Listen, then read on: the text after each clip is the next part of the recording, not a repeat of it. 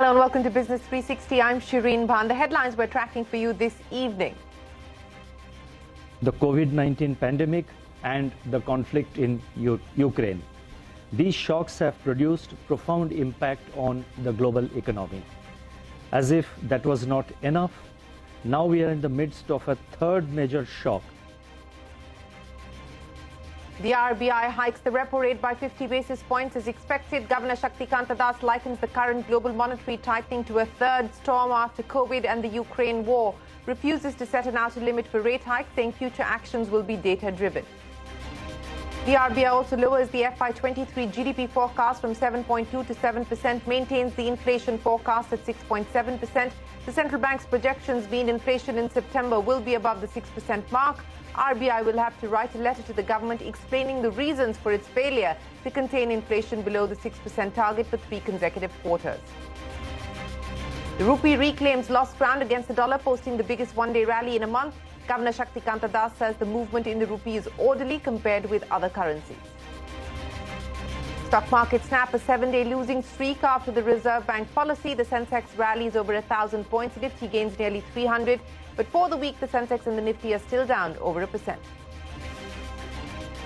The RBI stands firm on tokenization, refuses to move the deadline from tomorrow. All credit and debit card transactions made online will have to mask the identity of the cardholder via tokens. A litmus test for India's open network for digital commerce, ONDC, goes live in parts of Bengaluru with more than 200 grocery stores and restaurants registering for the trials. The government-backed interoperable network is aimed at helping small retailers go online and reduce the dominance of Amazon, Flipkart and others.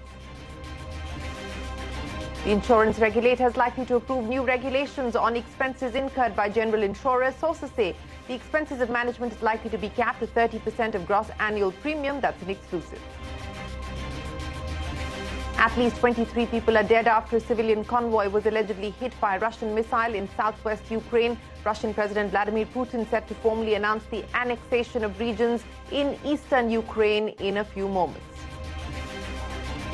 Shashi Tharoor and Mallikarjun Kharge will slug it out to become the next president of the Congress party. Only 2 leaders have filed the nomination as the deadline expires. Kharge is the frontrunner. He has the backing of large sections of the party.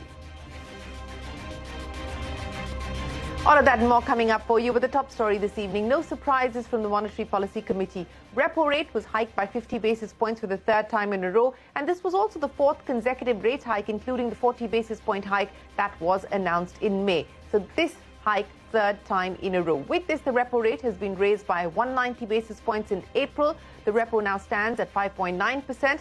The committee's decision was unanimous and the policy stance remains focused on the withdrawal of accommodation. RBI Governor Shaktikanta Das refused to give an outer limit for rate hikes and said that future actions will be data-driven. In fact, he likened the global monetary tightening to a third storm after COVID and the Ukraine war. The RBI has also cut the real GDP growth forecast for FY23 to 7% from 7.2% earlier. It expects the first quarter of the next fiscal year to record a GDP growth of 7.2%. Meanwhile, the inflation forecast for FY23 has been retained at 6.7%. Central bank's projections mean that inflation in September will be above the 6% mark. And when this happens, the RBI will have to write a letter to the government explaining the reasons for its failure to contain inflation below 6% for 3 consecutive quarters. Well, here are the key highlights from RBI Governor Shaktikanta Das. In the last 2.5 years, the world has witnessed 2 major shocks: the COVID-19 pandemic and the conflict in Ukraine. These shocks have produced profound impact on the global economy. As if that was not enough, now we are in the midst of a third major shock, a storm, arising from aggressive monetary policy actions and even more aggressive communication, especially from advanced country central banks. In a policy tightening cycle, however, it is arduous to provide consistent forward guidance, particularly in a highly uncertain environment. In fact, forward guidance may even destabilize financial markets. Questions are often asked about the peak and terminal rates in a rate hiking cycle or in a rate tightening cycle. Without venturing into any forward guidance, which can be hazardous In the present context, I would like to state that our actions will be carefully calibrated to the incoming data and the evolving scenario without being constrained by conventional or any textbook approach to policy making. Well, that is the RBI governor, and that is the MPC for this quarter. Now, the RBI policy and some dollar weakness has given a boost to the rupee, the currency posting its biggest single-day gain in a month, appreciating around 50 paise against the US dollar, ending at 81 rupees and 34 paise. The Reserve Bank governor said the movement of the rupee has been orderly when compared to currencies of other countries. He also added that the RBI's forex reserves continue to remain strong. The movement of the Indian rupee has, however, been orderly compared to most other countries. The Indian rupee has depreciated by 7.4% against the US dollar. The Reserve Bank intervenes in the market to curb excess volatility and anchor expectations. The overarching focus is on maintaining macroeconomic stability and market confidence. The aspect of adequacy of forex reserves is always kept in mind. The umbrella, as I had said earlier, continues to remain strong. Well, that is the RBI governor. Lata joins us now with her take on the monetary policy. Lata, rates, rupee, inflation, growth. What did you make of the commentary that came in from the RBI? Well, first up, the 50 basis rate hike is being treated by the market as boringly predictable. Now, isn't that surprising? 50 basis is a lot, and in India, in normal times, it would have raised heckles from political circles and from markets. But such is the turmoil in the market and the attack on the rupee that, 50 basis has become so acceptable. That stands out. Now, for the other forecast that the governor or the MPC has made, growth at 7%, perhaps is a tad optimistic. We're still living in uncertain times in terms of a global slowdown.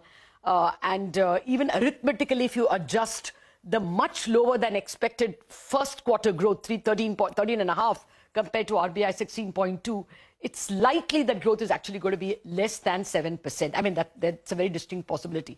Inflation at 6.7 is their forecast. They've retained it. Even that could be a little ambitious. That is predicated upon inflation coming down to 5.8% in the last quarter. It's too much of a bet right now, given the way in which cereal prices have gone up. The Anna Yojana has been extended, and that can also create, a psychological impact of lower stocks with the government, and therefore keep prices higher. Veggie prices are higher. So that's a bit of an ask, that 6.7 and 5.8 by the last quarter. Governor assiduously tried to explain that he will not give any guidance. But, he defended withdrawal of accommodation by saying that means we are still accommodative, which means there are more hikes. So December, not only is the CPI for October and September going to be uncomfortably high, higher than 7 for September and almost 7 for October. In that background, when you go into December and you have written a letter to Parliament why you failed to keep inflation under 6%, which was your mandate, it's very difficult not to do a 35 basis. So my sense is, from putting everything together, especially defense of withdrawal of accommodation by the governor, it looks like he has to remove more accommodation in December. So 35 in December perhaps is a given, and maybe even another 25 in February. If the Fed is going on hiking all the way up to March, it's difficult not to move at all. So chances are we are going to peak at 6.5. Well, we will wait to see. The MPC meets next in December. But Lata, many thanks for joining us to decode the commentary that came in from the RBI this afternoon. Now, stock markets rallying after the RBI's decision, snapping a 7-day losing streak. The Sensex gaining over 1,000 points today, and the Nifty added about 300 points. Financials led the rally with the Nifty Bank Index gaining about 3%. But for the week, both the Sensex and the Nifty are down over 1%. Metal stocks, the biggest losers, ending the week over 4% lower. Auto and financials were also down over 2% for the week. Anuj joins us now to wrap up the market action. Anuj, closing in the green for the day, but not so for the week. Powerful short covering is what we had today. We had the market sitting with record high short positions when trade started today. It was the start of a new series, and we had, like I explained in the morning as well, record high short position from FIIs. The Bank Nifty led with 2.5% rally after the policy. So the event is out of the way, even though the event itself may not have anything extraordinary for the market, something which was priced in, perhaps.